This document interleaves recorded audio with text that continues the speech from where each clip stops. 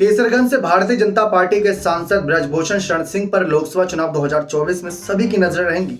क्योंकि हाल ही में इनको लेकर जो एक बड़ा मुद्दा बनाया गया सही पहलवानों के द्वारा, पहलवानों ने जो गंभीर आरोप लगाए उसमें लगातार कार्यवाही जारी है, दलीलें पेश की जा रही हैं अब भी। लेकिन यह मुद्दा बहुत बड़ा बना था और देश की जनता ने पहलवानों का साथ भी दिया था। लेकिन ब्रजभूषण को यह भरोसा है कि आज भी अगर वह चुनाव लड़े तो जनता तब भी उनको वोट करेगी और हंसते हंसते वोट करेगी।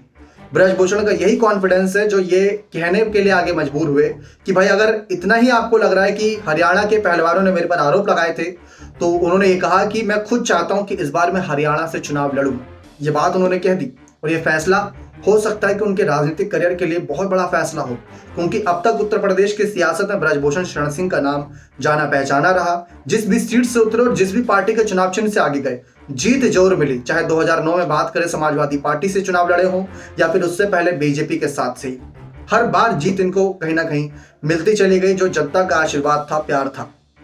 लेकिन इस बार जो आरोप इन पर लगे उस पर उन्होंने साफ कहा कि जो पहलवान आरोप लगा रहे थे वो बेबुनियाद थे, जो बातें वे कह रहे थे वे सब बेबुनियाद थी। जब बात उन्होंने पार्टी की करी कि पार्टी ने उन पर कोई एलिगेशन क्यों लगाया, पार्टी ने उनके पर कोई उंगली क्यों उठाई, तो उन्होंने कहा कि पार्टी जानती है, यानी भारतीय जनता पार्टी जानती है कि ब्रजभूषण शरण सिंह क्या कर सकता है और क्या नहीं कर सकता, और जो आरोप लगे वो तो कतई नहीं कर सकता। अब इसी कॉन्फिडेंस में ब्रजभूषण शरण सिंह ने बीजेपी आलाकमान नेताओं से मांग की है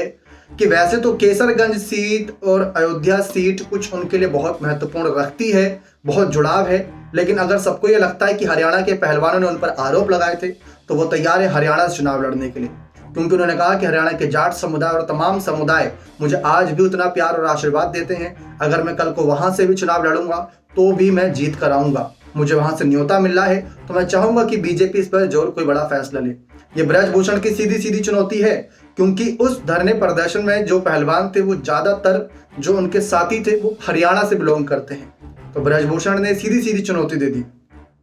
कि भाई अगर किसी को लग रहा है कि मैंने कुछ गलत किया था और जनता मुझे इसकी सजा देगी, तो मैं तो तैयार हूं कि अपने जो कंफर्ट जोन वाली सीट है केसरगंज, उसको छोड़ के हरियाणा की किसी सीट से चुनाव लड़ने का।